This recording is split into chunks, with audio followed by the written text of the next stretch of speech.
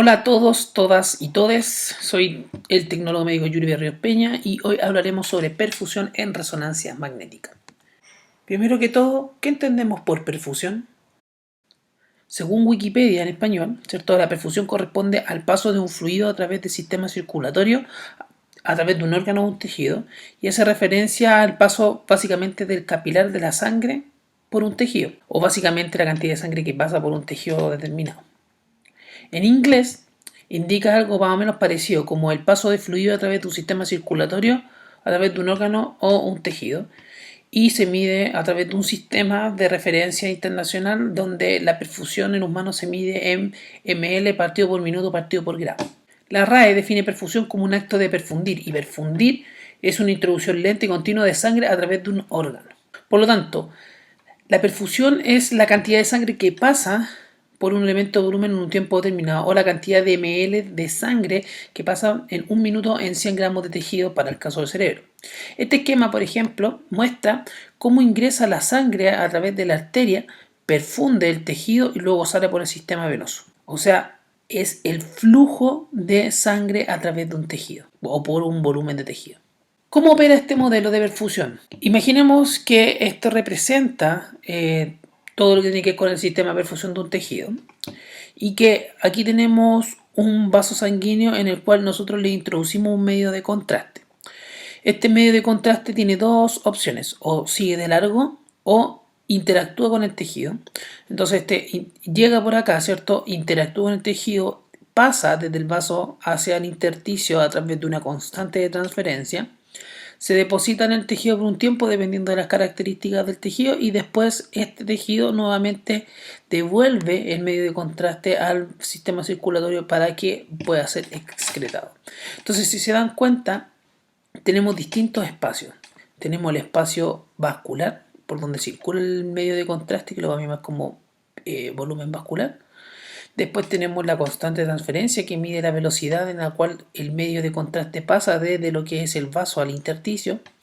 Tenemos un espacio que es el espacio extravascular y extracelular, que básicamente está relacionado con el BE.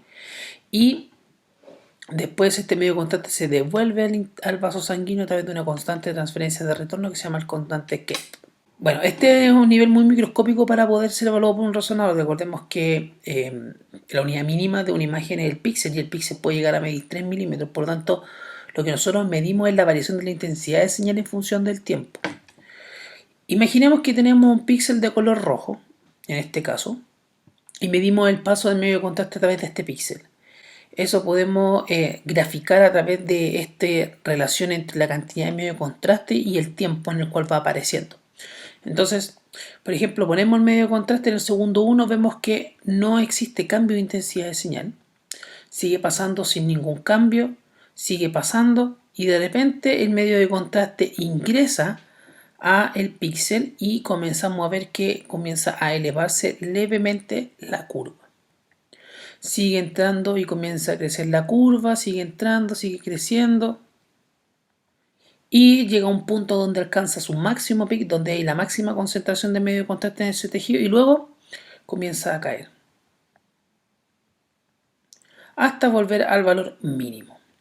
Si se dan cuenta, en este caso parece como una curva normal, o también conocida como una curva gaussiana. Esto se le conoce como la curva de perfusión, donde podemos medir distintos elementos, como por ejemplo el tiempo de máximo pic del medio de contraste, el área bajo la curva o básicamente el volumen del medio de contraste en el tejido. Podemos calcular la pendiente de ascenso de la curva, o también conocido como el watch-in. También podemos calcular la curva de descenso, que también se le conoce como el watch-out.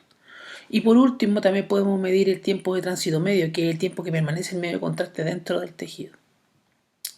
Por lo tanto, en imágenes por resonancia medimos todos los procesos como un conjunto de ellos, no como elementos particulares, porque nosotros no podemos medir cada uno de estos elementos, sino que medimos el conjunto a través de las intensidades que se generan por la variación de señal en un píxel. Este modelo nosotros lo podemos definir como el modelo monocompartimental, o también conocido como análisis cualitativo, o también semicuantitativo, la cual considera todas las variables de la perfusión como una única variable. Por otro lado, como veremos más adelante, podemos estimar estos marcadores como Catrans y Kep a través de un modelo farmacocinético también llamado como el modelo bicompartimental o análisis cuantitativo. Pero en la práctica, ¿para qué se utiliza? Primero, se utiliza para la valoración del comportamiento vascular de los tumores. Uno de los procesos más importantes dentro del cáncer es la angiogénesis, ya que es el proceso por el cual los tumores generan sus propios vasos sanguíneos para poder alimentarse. Cuando un tumor está creciendo, llega un momento en el cual empieza a liberar una sustancia que es el VEGF, que es el factor de crecimiento endotelial.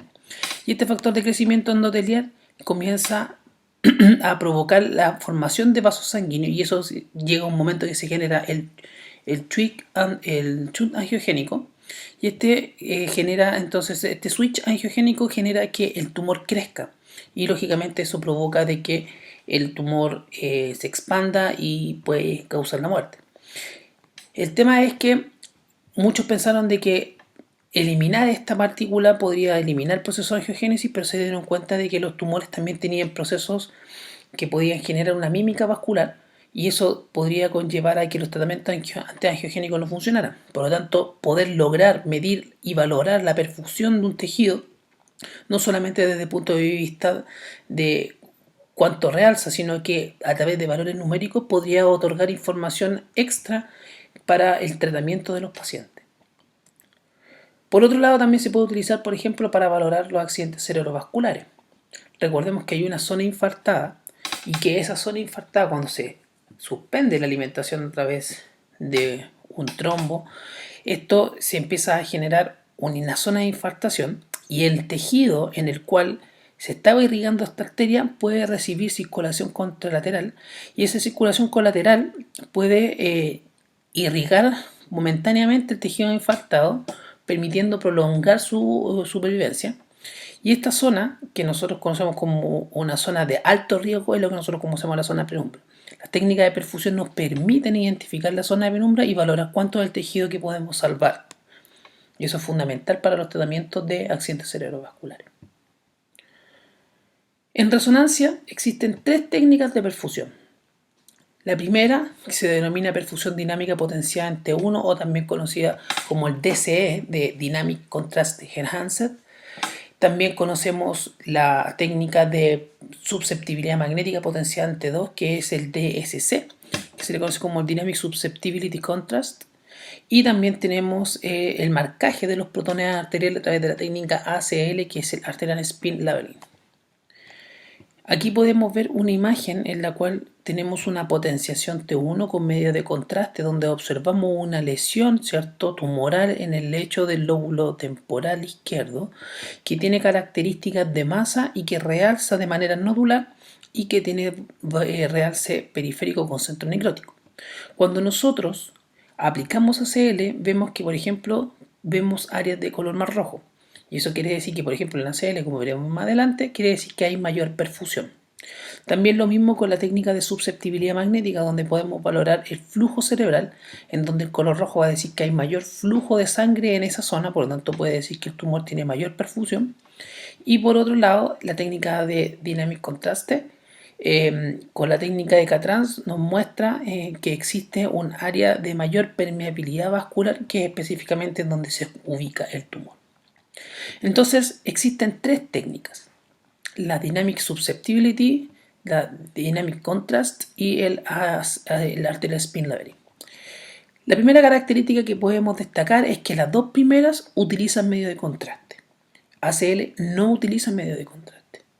Segundo, la adquisición de los datos se hace a través del paso del medio de contraste a través de un tejido. Por lo tanto, lo que nosotros vamos a medir es el paso del medio de contraste a través de este tejido, ¿ya? Y en el caso del T1 podemos medir cómo este se puede ir acumulando en el espacio extracelular. En cambio, en el ACL lo que nosotros estamos midiendo es el continuo llegada de sangre o agua marcada al intersticio y eso nos da una señal. ¿Qué nosotros medimos? Básicamente en la técnica de DSC lo que nosotros medimos es cómo disminuye la intensidad de la señal en las secuencias potenciadas entre 2 gradientes debido a la susceptibilidad magnética. En el caso de la DCE, lo que nosotros medimos es cómo aumenta la intensidad de la señal en las potenciaciones T1 luego del paso del medio de contraste. En el caso de la ACL, lo que nosotros medimos es cómo disminuye la señal debido a la transferencia de magnetización causada por los protones marcados por agua. ¿Cuáles son las secuencias que se utilizan? En el caso de las técnicas de susceptibilidad se utilizan secuencias epigradientes potenciadas entre dos estrellas para que tenga el fenómeno de susceptibilidad en medio de contraste. En el caso del DCE, lo que nosotros utilizamos son secuencias también gradientes, pero potenciadas entre uno para poder medir el cambio en la intensidad de señal. Y en el caso de ACL, lo que nosotros medimos es una secuencia híbrida, ¿cierto? Que utiliza tanto técnicas de inversión, recuperación, como también técnicas de saturación. También tenemos de que los tiempos de duración son relativamente cortos en las técnicas de susceptibilidad magnética en comparación, por ejemplo, con las técnicas de DCE, donde pueden durar de 5 a 10 minutos, y ACL pueden durar también de 3 a 5 minutos. En el caso de uso clínico, las de Dynamic Susceptibility se utilizan principalmente para cerebro, ¿ya? Y se utilizan para dos cosas: uno para tumores y otros para isquemias. En el caso del Dynamic Contrast, nosotros, en la actualidad se utilizan, por ejemplo, como biomarcador en el caso de BIRAD para poder determinar las curvas de realce, pero también se está utilizando como un elemento experimental para poder valorar cuantitativamente la respuesta a los tratamientos, diagnóstico, predicción de principalmente patologías asociadas a cáncer de mama, de cerebro y de pelvis. En el caso de ACL aún no está muy estandarizado, se utiliza principalmente para cerebro, pero también se puede utilizar para evaluar el flujo sanguíneo a través de secuencias angiográficas, como son en el caso del riñón u otros órganos, ¿ya? Vamos a partir con el primer modelo, que es el modelo de realce dinámico de medio de contraste, o también conocido como DCE. Esta técnica se basa en medir el paso del medio de contraste por un tejido, midiendo la variación de la intensidad de señal en función del tiempo, tomando como base una potenciación T1. La secuencia para este tipo de estudio debe ser sumamente rápida. Para ello utilizamos secuencias gradientes spoiler, o también conocidas como la secuencia incoherente. Y en este esquema, por ejemplo, observamos que en el parénquima prostático existen dos áreas, que existen realce medio contraste, una área roja y una área amarilla, en donde observamos que la curva que se genera en la área roja es distinta a la amarilla. Recordemos que la perfusión incluye todos estos procesos, pero para esta técnica solamente vamos a considerar la variación de la intensidad de señal en el píxel, luego después del paso del medio contraste. Por lo tanto, para poder hacer el primer análisis, vamos a analizarlo como un modelo monocompartimental. Este modelo se caracteriza por analizar la curva cinética del realce en medio contraste. En ella podemos encontrar dos principales fases, separadas entre sí por un máximo peak de realce. Una es la fase inicial y la otra es la fase de delay. La fase inicial calcula el tiempo de llegada del medio contraste hasta el máximo peak, y se calcula mediante la pendiente de la curva. Esto también se le conoce como el Wachinn, en donde podemos clasificar en tres niveles: rápida, media y lenta. Para el caso de los tumores, específicamente los tumores prostáticos, mientras más rápido es la curva, más probabilidad que sea maligno. La segunda fase, la fase después del peak, llamado delay, que es el paso del medio de contraste por el tejido, podemos evaluar tres tipos de curvas.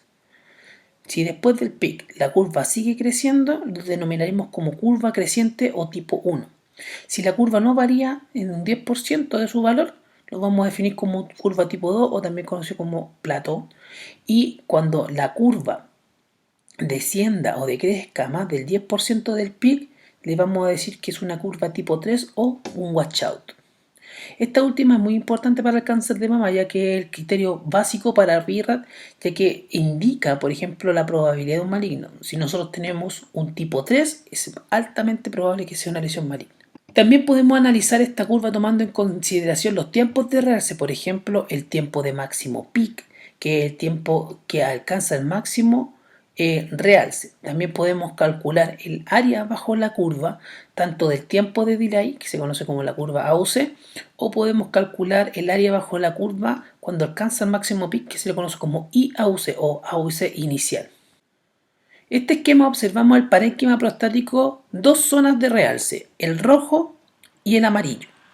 observamos que, por ejemplo, la zona roja es distinta a la amarilla, ya que el rojo, por ejemplo, tiene un guachín mayor. Por lo tanto, eso trae consecuencias que el medio contraste llega primero a esta zona que acá. Segundo, tiene mayor área bajo la curva. Y tercero, además, tiene un washout pronunciado. Además, podemos ver que el tiempo de máximo peak del amarillo es mucho mayor. Entonces esto nosotros lo podemos graficar no solamente a través de un diagrama, sino que también lo podemos representar a través de mapas paramétricos. Por ejemplo, miremos este caso. Tenemos una resonancia multiparamétrica de próstata en donde observamos una potenciación T2 en la cual en la zona de transición se observa una lesión nodular hipodensa con bordes poco definidos y que restringe vagamente en difusión, y que cuando nosotros aplicamos el medio de contraste podemos ver que tiene un alto watch-in, un alto watch-out y su tiempo de peak es más corto. Para el caso de mama, recordemos que la resonancia mamaria se analiza bajo el criterio BIRAD, que permite identificar la probabilidad de lesiones malignas, y uno de sus criterios es la curva de realce, donde indica que si tiene una curva inicial rápida y además de un watch-out es altamente probable que tenga una lesión maligna. Gracias a esta característica, los tumores podemos evaluar el comportamiento vascular mostrando, por ejemplo, un alto realce luego de la inyección del medio de contraste. En el caso del protocolo de mama, por ejemplo, se toma una serie dinámica en T1 con saturación grasa con alta resolución temporal y espacial, por lo que aparte de determinar la morfología, también podemos determinar el realce de la lesión y de esa manera podemos evaluar el dinamismo de su vascularización. También, gracias a que son imágenes seriadas, podemos hacer postproceso, como por ejemplo reconstrucciones multiplanares como MIP, y podemos analizar la curva de intensidad de señal píxel a píxel, como se ilustra en esta curva de realce de intensidad en función del tiempo. En esta curva podemos ver que la curva amarilla tiene una curva tipo 3, por lo que sospecharíamos que tiene una alta probabilidad de ser maligno. También podemos hacer mapas paramétricos de watch-in y watch-out, y acuérdense que aquí podemos graficar el watch-in y el watch-out, y estas variables en realidad siempre deben recordar que no se valoran por sí solas para hacer un diagnóstico, sino que tienen que ir acompañadas con las descripciones morfológicas. Para el caso del cerebro, generalmente uno planifica en función de la estructura que va a evaluar. Entonces vamos a planificar, ¿cierto?, en la zona donde está el tumor y vamos a tener distintas fases del paso del medio de contraste. En la izquierda superior vemos que la imagen está sin contraste y a medida que vamos avanzando esto comienza a impregnarse con medio de contraste como una lesión que está ubicada en el lóbulo frontal derecho. Ahora, si nosotros le hacemos las curvas de realce, podemos ver que, por ejemplo, tenemos distintas curvas y la que tiene mayor pinta de malignidad es la de color amarillo. Ahora, el modelo bicompartimental o cuantitativo es un modelo que toma en consideración todos los elementos de la perfusión, o sea, toma en consideración la constante de permeabilidad, los volúmenes intersticiales, etc. Este modelo fue propuesto por Paul Toff en el año 91 en un experimento que llevó a cabo para determinar el cambio de permeabilidad de la barrera hematoencefálica en pacientes con esclerosis múltiple. Este concepto consiste en que el paso del medio de contraste conduce a un cambio del T1 y con ello, lógicamente, un cambio de la intensidad de la señal del tejido según la concentración y la relaxitividad. Concentración y relaxitividad del tejido. Este cambio de T1 se observa por el cambio de la intensidad del voxel mientras pasa el medio de contraste. Por lo tanto, lo que dice el modelo es que uno puede medir el contraste en distintos compartimentos como el espacio vascular, el espacio intersticial, el intercambio que ocurre entre ellos y todo esto de manera cuantitativa. El experimento que realizó Toff, como se muestra en la simulación, lo que hizo fue introducir medio de contraste a un fantoma donde puso distintas membranas con distintas permeabilidades. En ella concluyó que, por ejemplo, en la gráfica 3, que pasa cuando aumentaba la permeabilidad del Catran-Sulker, la curva de fase inicial se hacía más creciente. En la curva de abajo se muestra que el efecto del Catran, si el KEF se mantiene constante, no hay cambio en la forma de la curva, sino que simplemente aumenta su tamaño. Y en la curva 3B muestra que la curva inicial es independiente del volumen intersticial, que solo Lo único que hace cuando nosotros aumentamos el volumen es aumentar la forma de la curva. Esto llevó a plantear el modelo farmacocinético que plantea que K-trans, que se relaciona con KEP dependiendo de la concentración del medio de contraste en el espacio vascular. Y esto, lógicamente, en función del tiempo.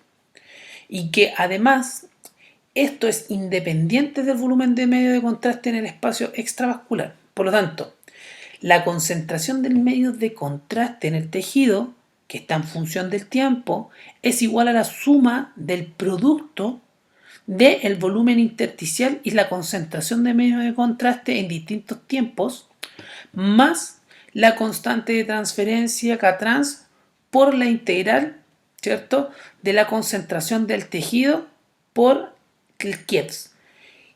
O sea, en palabras simples, ¿qué quiere decir esto? Que si nosotros conocemos la concentración de medio de contraste en el intersticio y en el vaso, la variación de la intensidad en la señal del tiempo nos permitirá calcular la constante K-trans y Kep. Y no solamente eso, sino que también nos podrá permitir, ¿cierto?, evaluar distintos elementos asociados a la vascularización del tejido, como el volumen de medio de contraste en el espacio extravascular. O sea, en palabras simples, a lo que apunta esta fórmula es que conociendo Cp y Ct, nosotros podemos obtener K-trans y Kep. Ahora, sabemos que para poder calcular esto depende de la variación de la intensidad. Y la intensidad, recuerden que en la secuencia gradiente está en función de distintos elementos, el TR, el T1 del tejido y también los ángulos de inclinación del pulso de excitación. Entonces, este T1 va a estar en función, la variación del T1 va a estar en función del valor inicial del T1 por la concentración y la relaxatividad del tejido. Y el R1, la relaxatividad, va a depender, ¿cierto?, de la relaxatividad del medio de contraste. ¿A qué voy con esto? A que básicamente una de las características de esta secuencia es que es muy sensible a variaciones como por ejemplo el T1 de base. Por lo tanto, uno tendría que calcular el T1 o estimar el T1 del tejido que está estudiando.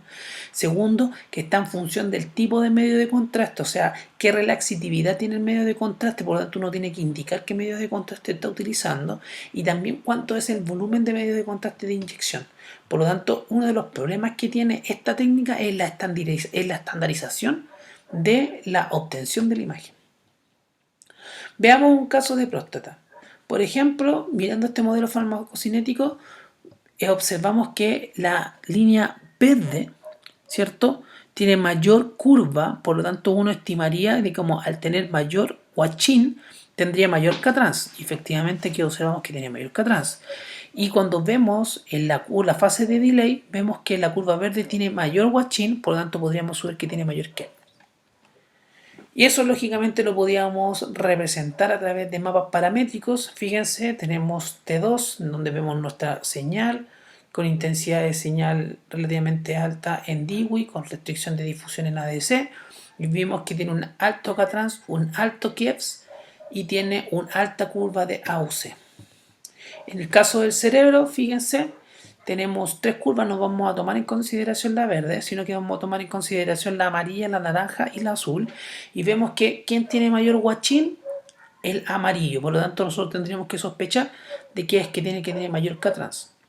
Para el caso del KEP, vemos que, por ejemplo, el amarillo tiene mayor washout que el naranjo, por lo tanto tendría que tener mayor KEP. En el volumen extravascular, extracelular, podemos ver de que cuando nosotros calculamos, el que tiene mayor valor de las dos es el naranjo.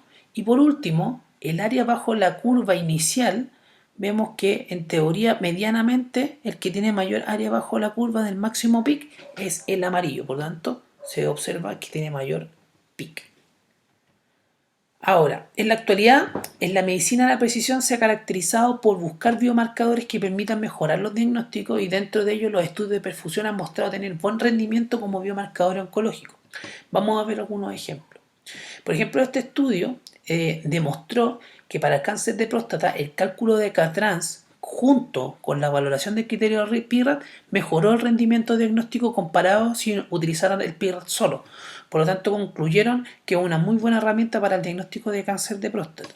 Además, en el mismo estudio, en una revisión bibliográfica que ellos hicieron, notaron que a pesar de que no existe una uniformidad de los datos, o sea, todos tienen resultados distintos, sí se mostró una tendencia claramente definida de que existía una diferencia de Catrans y Kef entre benignos y malignos.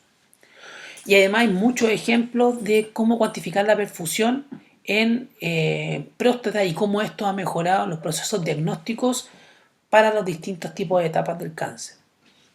Y no solamente en próstata, en esta revisión sistemática, por ejemplo, muestra cómo los valores cuantitativos de las secuencias de perfusión en T1 pueden ser utilizados como elementos que permitan predecir la respuesta al tratamiento de la neoadyuvancia.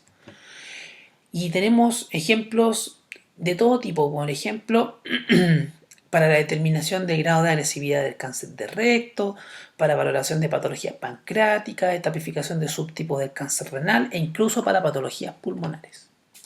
En resumen, la técnica de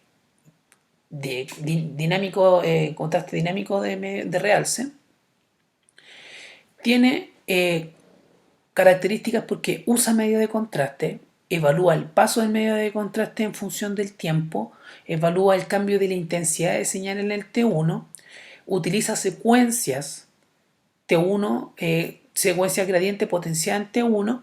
Los tiempos de adquisición son relativamente largos y se utiliza principalmente para la valoración de patologías tumorales. En la actualidad se puede utilizar el modelo monocompartimental. En PIRAT se utiliza para evaluar, por ejemplo, si existe un realce precoz de la lesión, y en el caso de mama se utiliza en el BIRAT para diagnosticar si la curva tipo 3 tiene mayor probabilidad de malignidad, pero en la actualidad se están utilizando estos valores cuantitativos para posibles monitorizaciones de tumores y también para poder hacer diagnósticos más certeros.